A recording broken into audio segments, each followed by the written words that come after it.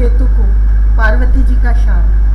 श्री सुखदेव जी कहते हैं, परीक्षित, विद्याधर चित्रकेतु जिस दिशा में भगवान संकर्षण अंतर्धान हुए थे उसे नमस्कार करके आकाश मार्ग से स्वच्छंद विचरने लगे। महायोगी चित्रकेतु करोड़ों वर्षों तक सब प्रकार के संकल्पों को पूर्ण करने वाली सुमेरु पर्वत की घाटियों में विहार करते रहे। उनके शरीर का बल और इंद्रियों की शक्ति अक्षुण्ण रही। बड़े बड़े मुनि सिद्ध चारण उनकी स्तुति करते रहते। उनकी प्रेरणा से विद्याधरों की स्त्रियां उनके पास सर्वशक्तिमान भगवान के गुण और लीलाओं का गान करती रहती। एक दिन चित्रकेतु भगवान के दिए हुए तेजोमय विमान पर सवार होकर कहीं जा रहे थे। इसी समय उन्होंने देखा कि भगवान शंकर बड़े बड़े मुनियों की सभा में सिद्ध चारणों के बीच बैठे हुए हैं और साथ ही भगवती पार्वती को अपनी गोद में बैठाकर एक हाथ से उन्हें आलिंगन किए हुए हैं। यह देखकर चित्रकेतु विमान पर चढ़े हुए ही उनके पास चले गए और भगवती पार्वती को सुना सुना कर जोर से हंसने और कहने लगे। चित्रकेतु ने कहा, अहो, ये सारे जगत के धर्म शिक्षक और गुरुदेव हैं। ये समस्त प्राणियों में श्रेष्ठ हैं। इनकी यह दशा है कि भरी सभा में अपनी पत्नी को शरीर से चिपकाकर बैठे हुए हैं। जटाधारी बहुत बड़े तपस्वी एवं ब्रह्मवादियों के सभापति होकर भी साधारण पुरुष के समान निर्लज्जता से गोद में स्त्री लेकर बैठे हैं। प्राय साधारण पुरुष भी एकांत में ही स्त्रियों के साथ उठते बैठते हैं, परंतु ये इतने बड़े व्रतधारी होकर भी उसे भरी सभा में लिए बैठे हैं। श्री सुखदेव जी कहते हैं, परीक्षित, भगवान शंकर की बुद्धि अगाध है। चित्रकेतु का यह कटाक्ष सुनकर वे हंसने लगे, कुछ भी बोले नहीं। उस सभा में बैठे हुए उनके अनुयायी सदस्य भी चुप रहे। चित्रकेतु को भगवान शंकर का प्रभाव नहीं मालूम था, इसी से वे उनके लिए बहुत कुछ बुरा भला बक रहे थे। उन्हें इस बात का घमंड हो गया था कि मैं जितेंद्रिय हूँ। पार्वती जी ने उनकी यह धृष्टता देखकर क्रोध से कहा। पार्वती जी बोली, अहो, हम जैसे दुष्ट और निर्लज्जों का दंड के बल पर शासन एवं तिरस्कार करने वाला प्रभु इस संसार में यही है क्या? जान पड़ता है कि ब्रह्मा जी, भृगु, नारद आदि उनके पुत्र, सनक आदि परम ऋषि, कपिल देव और मनु आदि बड़े बड़े महापुरुष धर्म का रहस्य नहीं जानते। तभी तो वे धर्म मर्यादा को उल्लंघन करने वाले भगवान शिव को इस काम से नहीं रोकते। ब्रह्मा आदि समस्त महापुरुष जिनके चरण कमलों का ध्यान करते रहते हैं, उन्हीं मंगलों को मंगल बनाने वाले साक्षात जगत गुरु भगवान का और उनके अनुयायी महात्माओं का इस अधम क्षत्रिय ने तिरस्कार किया है और शासन करने की चेष्टा की है। इसलिए ये ढीठ सर्वथा दंड का पात्र है। इसे अपने बड़प्पन का घमंड है। यह मूर्ख भगवान श्री हरि के उन चरण कमलों में रहने योग्य नहीं है जिनकी उपासना बड़े बड़े सत्पुरुष किया करते हैं। चित्रकेतु को संबोधन कर, अतः दुर्मते, तुम पापमय असुर योनि में जाओ। ऐसा होने से बेटा तुम फिर कभी किसी महापुरुष का अपराध नहीं कर सकोगे। श्री सुखदेव जी कहते हैं, परीक्षित, जब पार्वती जी ने इस प्रकार चित्रकेतु को शाप दिया तब वे विमान से उतर पड़े और सिर झुकाकर उन्हें प्रसन्न करने लगे। चित्रकेतु ने कहा, माता पार्वती जी, मैं बड़ी प्रसन्नता से अपने दोनों हाथ जोड़कर आपका शाप स्वीकार करता हूँ, क्योंकि देवता लोग मनुष्यों के लिए जो कुछ कह देते हैं वह उनके प्रारब्ध अनुसार मिलने वाले फल की पूर्व सूचना मात्र होती है। देवी, यह जीव अज्ञान से मोहित हो रहा है और इसी कारण इस संसार चक्र में भटकता रहता है तथा सदा सर्वदा सर्वत्र सुख और दुख भोगता रहता है। माता जी, सुख और दुख को देने वाला न तो अपना आत्मा है और न कोई दूसरा। जो अज्ञानी है वे ही अपने को अथवा दूसरे को सुख दुख का कर्ता माना करते हैं। यह जगत सत्व रज आदि गुणों का स्वाभाविक प्रवाह है। इसमें क्या शाप, क्या अनुग्रह, क्या स्वर्ग, क्या नरक और क्या सुख, क्या दुख। एकमात्र परिपूर्णतम भगवान ही बिना किसी की सहायता के अपनी आत्मस्वरूपिणी माया के द्वारा समस्त प्राणियों की तथा उनके बंधन, मोक्ष और सुख दुख की रचना करते हैं। माता जी, भगवान श्री हरि सब में सम और माया आदि मल से रहित है। उनका कोई प्रिय अप्रिय, जाति बंधु, अपना पराया नहीं है। जब उनका सुख में राग ही नहीं है तब उनमें रागजन्य क्रोध तो हो ही कैसे सकता है। तथापि उनकी माया शक्ति के कार्य पाप और पुण्य ही प्राणियों के सुख दुख, हित अहित, बंध मोक्ष, मृत्यु जन्म और आवागमन प्राण देवी, मैं शाप से मुक्त होने के लिए आपको प्रसन्न नहीं कर रहा हूँ। मैं तो यह चाहता हूँ कि आपको मेरी जो बात अनुचित प्रतीत हुई हो उसके लिए क्षमा करें। श्री शुकदेव जी कहते हैं, परीक्षित, विद्याधर चित्रकेतु भगवान शंकर और पार्वती जी को इस प्रकार प्रसन्न करके उनके सामने ही विमान पर सवार होकर वहां से चले गए। इससे उन लोगों को बड़ा विस्मय हुआ। तब भगवान शंकर ने देवता, ऋषि, दैत्य, सिद्ध और पार्षदों के सामने ही भगवती पार्वती जी से यह बात कही। भगवान शंकर ने कहा, सुंदरी, दिव्य लीला विहारी भगवान के निस्पृह और उदार हृदय दासानुदासों की महिमा तुमने अपनी आंखों देख ली। जो लोग भगवान के शरणागत होते हुए किसी से भी नहीं डरते, क्योंकि उन्हें स्वर्ग, मोक्ष और नरकों में भी एक ही वस्तु के, केवल भगवान के ही समान भाव से दर्शन होते हैं। जीवों को भगवान की लीला से ही देह का संयोग होने के कारण सुख, दुख, जन्म, मरण, शाप, अनुग्रह आदि द्वंद्व प्राप्त होते हैं। जैसे स्वप्न में भेद भ्रम से सुख, दुख आदि की प्रतीति होती है और जागृत अवस्था में भ्रमवश माला में ही सर्प बुद्धि हो जाती है, वैसे ही मनुष्य ज्ञानवश आत्मा में देवता, मनुष्य आदि का भेद तथा गुण, दोष आदि की कल्पना कर लेता है। जिनके पास ज्ञान और वैराग्य का बल है और जो भगवान वासुदेव के चरणों में भक्ति भाव रखते हैं, उनके लिए इस जगत में ऐसी कोई भी वस्तु नहीं है जिसे वे हेय या उपादेय समझकर राग द्वेष करें। मैं, ब्रह्मा जी, सनक आदि, नारद, ब्रह्मा जी के पुत्र भृगु आदि मुनि और बड़े बड़े देवता कोई भी भगवान की लीला का रहस्य नहीं जान पाते। ऐसी अवस्था में जो उनके नन्हे से नन्हे अंश हैं और अपने को उनसे अलग ईश्वर मान बैठे हैं, वे उनके स्वरूप को जान ही कैसे सकते हैं। भगवान को न कोई प्रिय है और न अप्रिय, उनका न कोई अपना है और न पराया।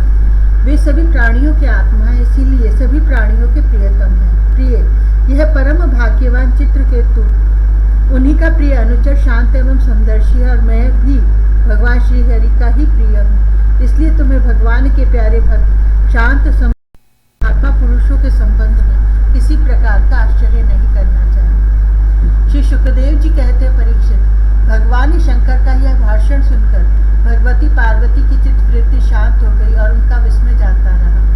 भगवान के परम प्रेमी भक्त चित्रकेतु भी भगवती पार्वती को बदले में शाप दे सकते थे, परंतु उन्होंने उन्हें शाप न देकर उनका शाप सिर चढ़ा लिया। यही साधु पुरुष का लक्षण है। यही विद्याधर चित्रकेतु दानव योनि का आश्रय लेकर त्वष्टा के दक्षिणाग्नि से पैदा हुए। वहां इनका नाम वृत्तासुर हुआ और वहां भी ये भगवत स्वरूप के ज्ञान एवं भक्ति से परिपूर्ण ही रहे। तुमने मुझसे पूछा था कि वृत्रासुर का दैत्य योनि में जन्म क्यों हुआ और उसे भगवान की ऐसी भक्ति कैसे प्राप्त हुई। उसका पूरा विवरण मैंने तुम्हें सुना दिया। महात्मा चित्रकेतु का यह पवित्र इतिहास केवल उनका ही नहीं, समस्त विष्णु भक्तों का महात्म्य है। इसे जो सुनता है वह समस्त बंधनों से मुक्त हो जाता है। जो पुरुष प्रातःकाल उठकर मौन रहकर श्रद्धा के साथ भगवान का स्मरण करते हुए इस इतिहास का पाठ करता है, उसे परम गति की प्राप्ति होती है।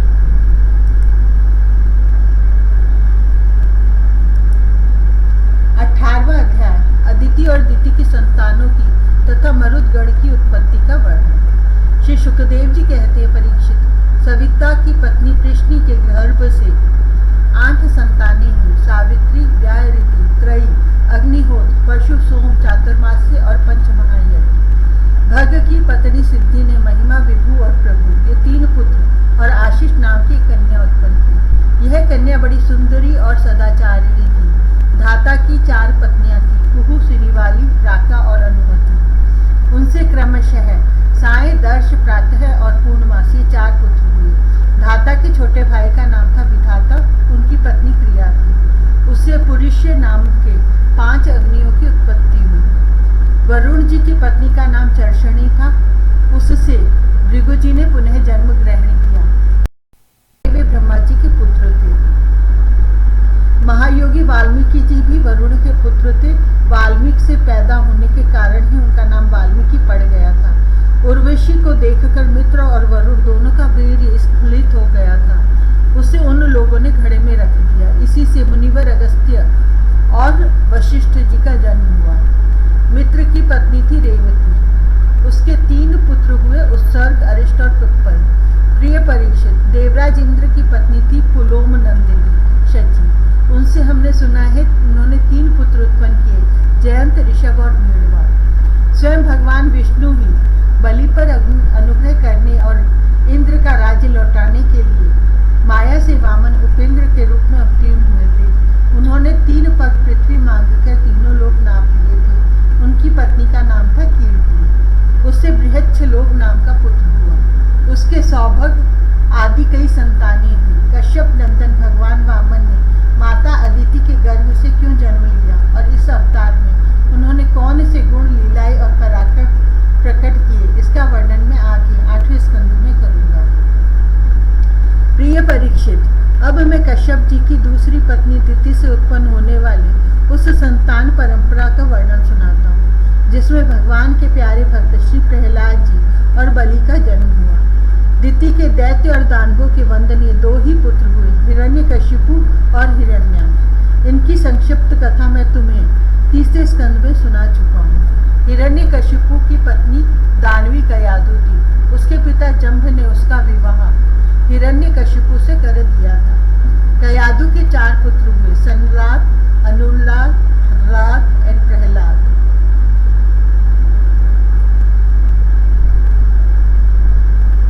इनकी सिंगिका नाम की एक बहन भी थी। उसका विवाह विप्रचित्ति नामक दानव से हुआ। उससे राहु नामक पुत्र की उत्पत्ति हुई। यह वही राहु है जिसका सिर अमृतपान के समय मोहिनी रूप धारी भगवान ने चक्र से काट लिया था। संलाद की पत्नी थी कृति। उससे पंचजन नामक पुत्र उत्पन्न हुआ। प्रहलाद की पत्नी थी धमनी। उसके 2 पुत्र हुए, वातापी और इलवल। इस इलवल ने ही महर्षि अगस्त्य के आतिथ्य के समय वातापी को पकाकर उन्हें खिला दिया था। अनुल्लाद की पत्नी थी सूर्म्या थी। उसके 2 पुत्र हुए, बाष्कल और महिषासुर। प्रहलाद का पुत्र था विरोचन। उसकी पत्नी देवी के गर्भ से दैत्यराज बलि का जन्म हुआ। बलि की पत्नी का नाम अश्ना था। उससे बाण आदि 100 पुत्र हुए।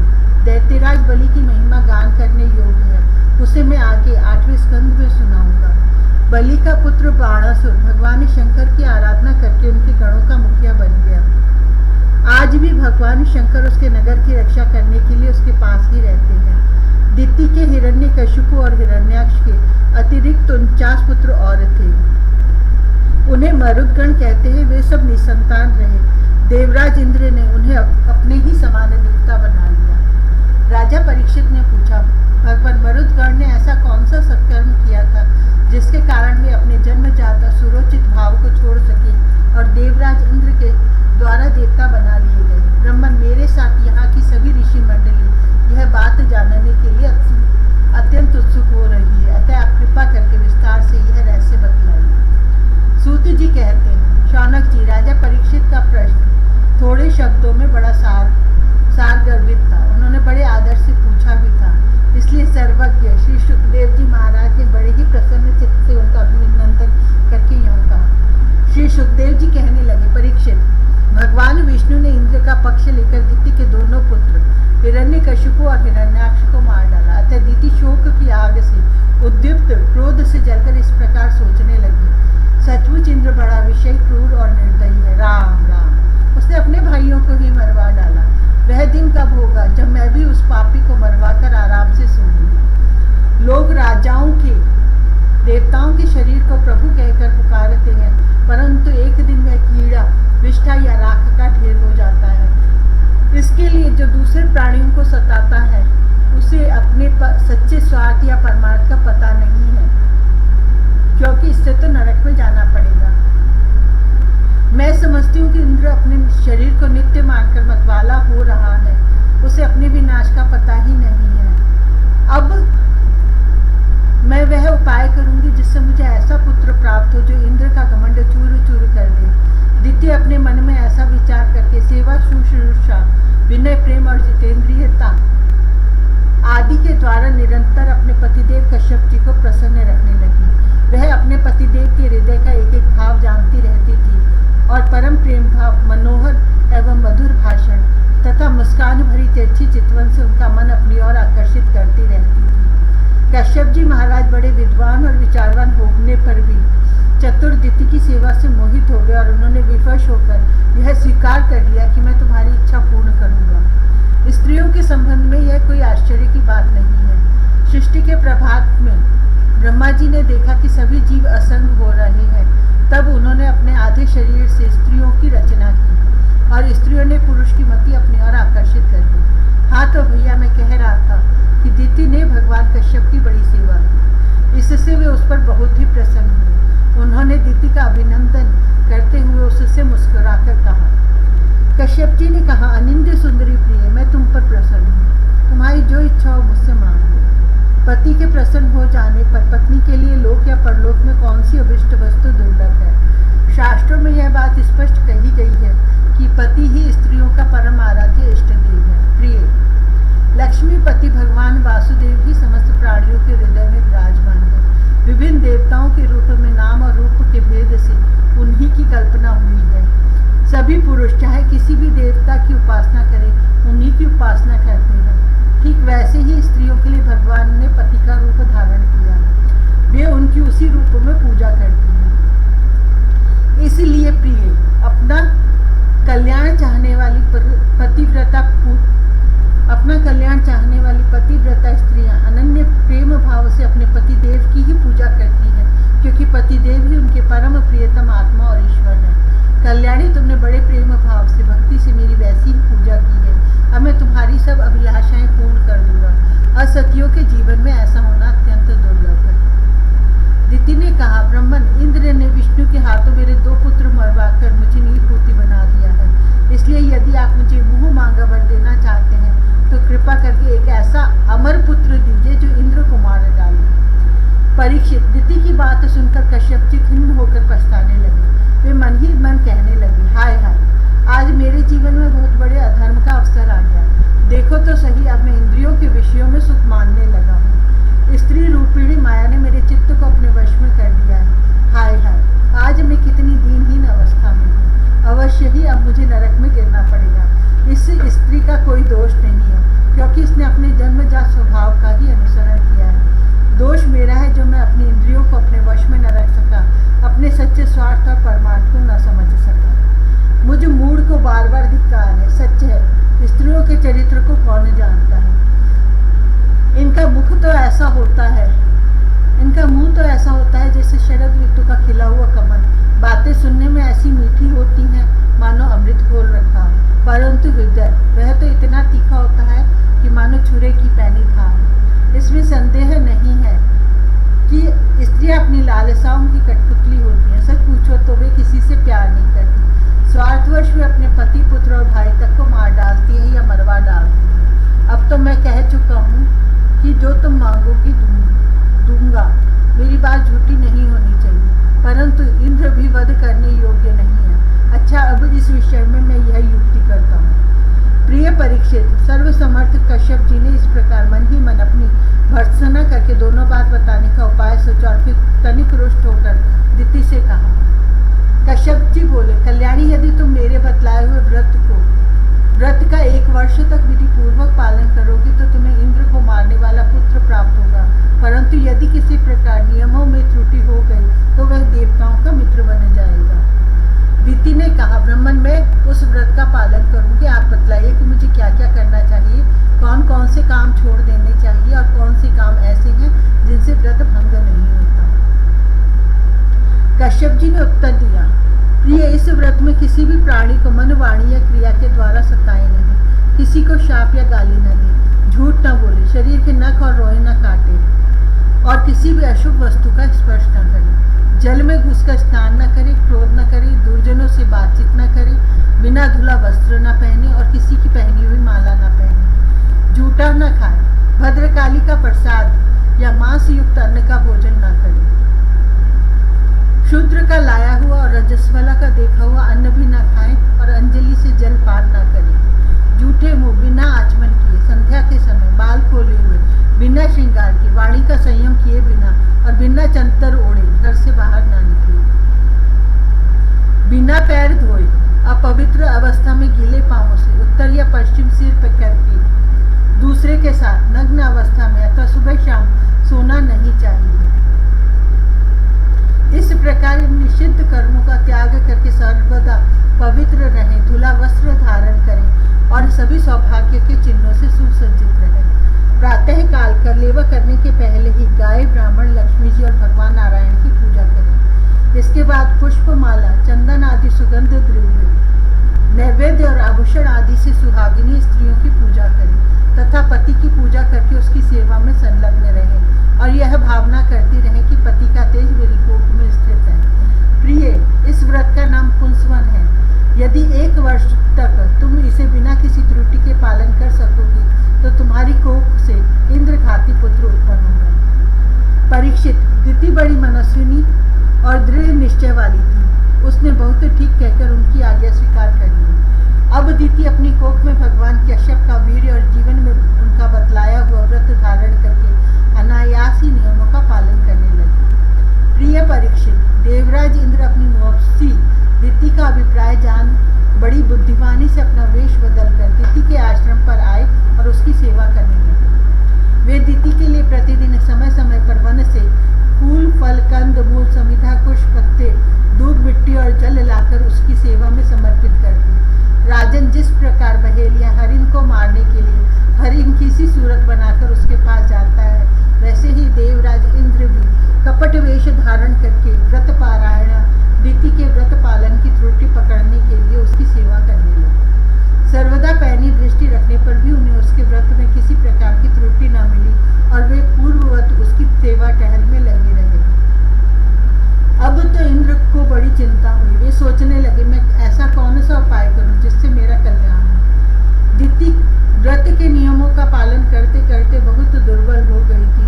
विधाता ने भी उसे मोह में डाल दिया। इसलिए एक दिन संध्या के समय झूठे मुंह, बिना आचमन किए और बिना पैर धोए ही वह सो गई। योगेश्वर इंद्र ने देखा कि यह अच्छा अवसर हाथ लगा।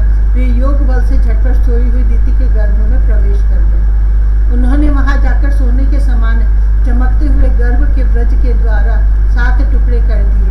जब वह गर्भ रोने लगा तब उन्होंने मत रो यह कहकर 7 टुकड़ों में से एक के और भी 7 टुकड़े कर दिए। राजन, जब इंद्र उनके टुकड़े टुकड़े करने लगे तब उन सबों ने हाथ जोड़कर इंद्र से कहा, देवराज, तुम हमें क्यों मार रहे हो? हम तो तुम्हारे भाई मरुदगण हैं। तब इंद्र ने अपने भावी अनन्य प्रेमी पार्षद मरुदगण से कहा, अच्छी बात है, तुम लोग मेरे भाई हो, अब मत डरो। परीक्षित, जैसे अश्वत्थामा के ब्रह्मास्त्र से तुम्हारा कुछ भी अनिष्ट नहीं हुआ, वैसे ही भगवान श्री हरि की कृपा से दिति का वह गर्भ वज्र के द्वारा टुकड़े टुकड़े होने पर भी मरा नहीं। इसमें तनिक भी आश्चर्य की बात नहीं है, क्योंकि जो मनुष्य एक बार भी आदि पुरुष भगवान नारायण की आराधना कर लेता है वह उनकी समानता प्राप्त कर लेता है। फिर दिति ने कुछ ही दिन कम 1 वर्ष तक भगवान की आराधना की थी। अब वे 49 मरुदगण इंद्र के साथ मिलकर 50 हो गए। इंद्र ने भी सौतेली माता के पुत्रों के साथ शत्रु भाव न रखकर उन्हें सोमपाई देवता बना दिया। जब दिति की आंख खुली तब उसने देखा कि उसके अग्नि के समान तेजस्वी 49 बालक इंद्र के साथ हैं। इससे सुंदर स्वभाव वाली दिति को बड़ी प्रसन्नता हुई। उसने इंद्र से संबोधन करके कहा, बेटा, मैं इस इच्छा से इस अत्यंत कठिन व्रत का पालन कर रही थी कि तुम अदिति के पुत्रों को भयभीत करने वाला पुत्र उत्पन्न हो। मैंने केवल एक ही पुत्र के लिए संकल्प किया था, फिर ये 49 पुत्र कैसे हो गए? बेटा इंद्र, यदि तुम्हें इसका रहस्य मालूम हो तो सच सच मुझे बतला दो, झूठ न बोलना। इंद्र ने कहा, माता, मुझे इस बात का पता चल गया था कि तुम किस उद्देश्य से व्रत कर रही हो, इसलिए अपना स्वार्थ सिद्ध करने के उद्देश्य से मैं स्वर्ग छोड़कर तुम्हारे पास आया। मेरे मन में तनिक भी धर्म भावना नहीं थी। इसी से तुम्हारे व्रत में त्रुटि होते ही मैंने उस गर्भ के टुकड़े टुकड़े कर दिए।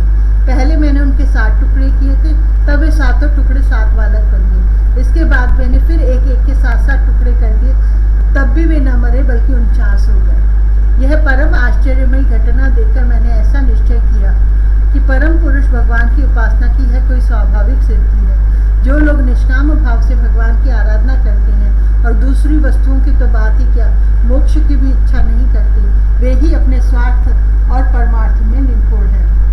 भगवान जगदीश्वर सबके आराध्य देव और अपने आत्मा ही है। वे प्रसन्न होकर अपने आप तक का दान कर देते हैं। मतलब ऐसा कौन बुद्धिमान है जो उनकी विषय भोग तो नरक में भी मिल सकते हैं। मेरी स्नेहमयी जननी, तुम सब प्रकार मेरी पूज्य हो। मैंने मूर्खतावश बड़ी दुष्टता का काम किया है, तुम मेरे अपराध को क्षमा कर दो। यह बड़े सौभाग्य की बात है कि तुम्हारा गर्भ खंड खंड हो जाने से, एक प्रकार मर जाने पर भी फिर से जीवित हो गया। श्री सुखदेव जी कहते हैं, परीक्षित, दिति देवराज इंद्र के शुद्ध भाव से संतुष्ट हो गई। उससे आज्ञा लेकर देवराज इंद्र ने मरुद गणों के साथ उसे नमस्कार किया और स्वर्ग में चले गए। राजन, यह मरुद गण का जन्म बड़ा ही मंगलमय है। इसके विषय में तुमने मुझसे जो प्रश्न किया था उसका उत्तर समग्र रूप से मैंने तुम्हें दे दिया। अब तुम और क्या सुनना चाहते हो? 19वां अध्याय, पुंसवन व्रत की विधि। राजा परीक्षित ने पूछा, भगवान, आपने अभी अभी पुंसवन व्रत का वर्णन किया है और कहा है कि उससे भगवान विष्णु प्रसन्न हो जाते हैं, सो अब मैं उसकी विधि जानना चाहता हूँ। श्री सुखदेव जी ने कहा, परीक्षित, यह पुंसवन व्रत समस्त कामनाओं को पूर्ण करने वाला है। स्त्री को चाहिए कि वह अपने पतिदेव की आज्ञा लेकर मार्गशीर्ष शुक्ल प्रतिपदा से इसका आरंभ करेगी। पहले मरुदगण के जन्म की कथा सुनकर ब्राह्मणों से आज्ञा ले, फिर प्रतिदिन सवेरे दातुन आदि से दांत साफ करके स्नान करे, 2 श्वेत वस्त्र धारण करे और आभूषण भी पहन ले। प्रातः काल कुछ भी खाने से पहले ही भगवान ने लक्ष्मी नारायण की पूजा करे। इस प्रकार प्रार्थना करे, प्रभु आप पूर्ण काम है, अतएव आपको किसी से भी कुछ लेना देना नहीं है। आप समस्त विभूतियों के स्वामी और सकल सिद्धि स्वरूप है। मैं आपको बार बार नमस्कार करती हूँ। मेरे आराध्य देव, आप कृपा, विभूति, तेज, महिमा और वीर्य आदि समस्त गुणों से नित्य युक्त हैं। इन्हीं भगु ऐश्वर्यों से नित्य युक्त रहने के कारण आपको भगवान कहते हैं। आप सर्वशक्तिमान हैं। माता लक्ष्मी जी, आप भगवान की अर्धांगिनी और महामाया स्वरूपिणी हैं। भगवान के सारे गुण आप में निवास करते हैं।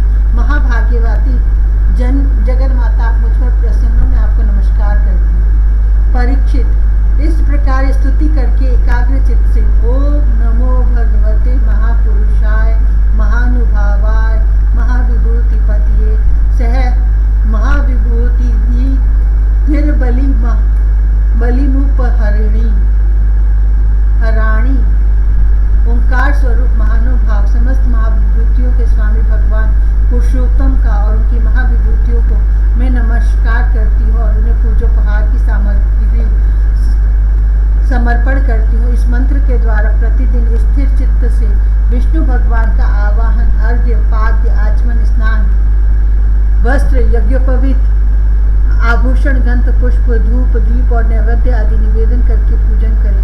जो नैवेद्य बच रहे उससे ओम नमो भगवते महापुरुषाय महाविभूतिपतिये स्वाहा, महान ऐश्वर्यों के अधिपति भगवान पुरुषोत्तम को नमस्कार है। मैं उन्हीं के लिए इस भविष्य का हवन कर रही हूँ। यह मंत्र बोलकर अग्नि में 12 आहुतियाँ दी।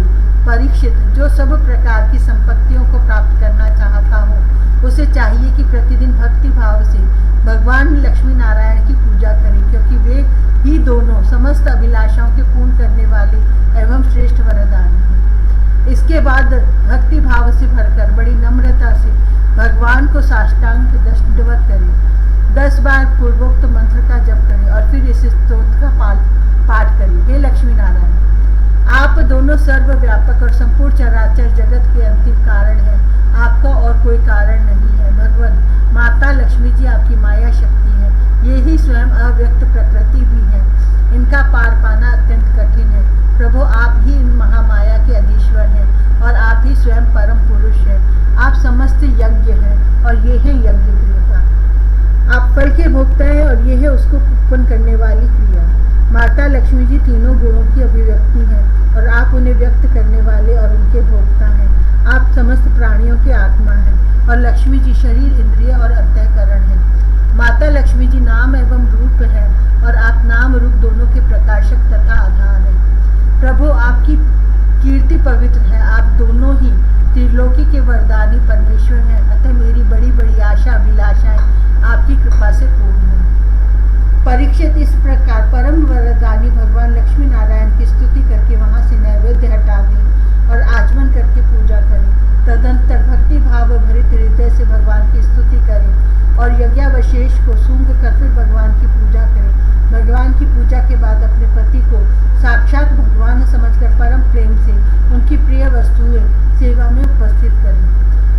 उसका भी यह कर्तव्य है कि वह आंतरिक प्रेम से अपनी पत्नी के प्रिय पदार्थ ला लाकर उसे दे और उसके छोटे बड़े सब प्रकार के काम करता रहे। परीक्षित, पति पत्नी में से एक भी कोई काम करता है तो उसका फल दोनों का होता है। इसलिए यदि पत्नी रजोधर्म आदि के समय यह व्रत करने के योग्य हो जाए तो बड़ी एकाग्रता और सावधानी से पति को ही इसका अनुष्ठान करना चाहिए। यह भगवान विष्णु का व्रत है, इसका नियम लेकर बीच में कभी नहीं छोड़ना चाहिए। जो भी यह नियम ग्रहण करे वह प्रतिदिन माला, चंदन, नैवेद्य और आभूषण आदि से भक्ति पूर्वक ब्राह्मण और सुहागिनी स्त्रियों का पूजन करे तथा भगवान विष्णु की भी पूजा करे। इसके बाद भगवान को उनके धाम में पधरादे विसर्जन कर दे। तदंतर आत्मशुद्धि और समस्त अभिलाषाओं की पूर्ति के लिए पहले से ही उन्हें निवेदित किया हुआ प्रसाद ग्रहण करे। साध्वी स्त्री इस विधि से 12 महीनों तक पूरे साल भर तक इस व्रत का आचरण करके माघ शीर्ष की अमावस्या को उद्यापन संबंधी उपवास और पूजन आदि करें। उस दिन प्रातः काल ही स्नान करके पूर्ववत विष्णु भगवान का पूजन करे और उसका पति पाकी यज्ञ की विधि से घृत मिश्रित खीर की अग्नि में 12 आहुति दे। इसके बाद जब ब्राह्मण प्रसन्न होकर उसे आशीर्वाद दे तो बड़े आदर से सिर झुकाकर उन्हें स्वीकार करे। भक्ति भाव से माथा टेककर उनके चरणों में प्रणाम करे और उनकी आज्ञा लेकर भोजन करे।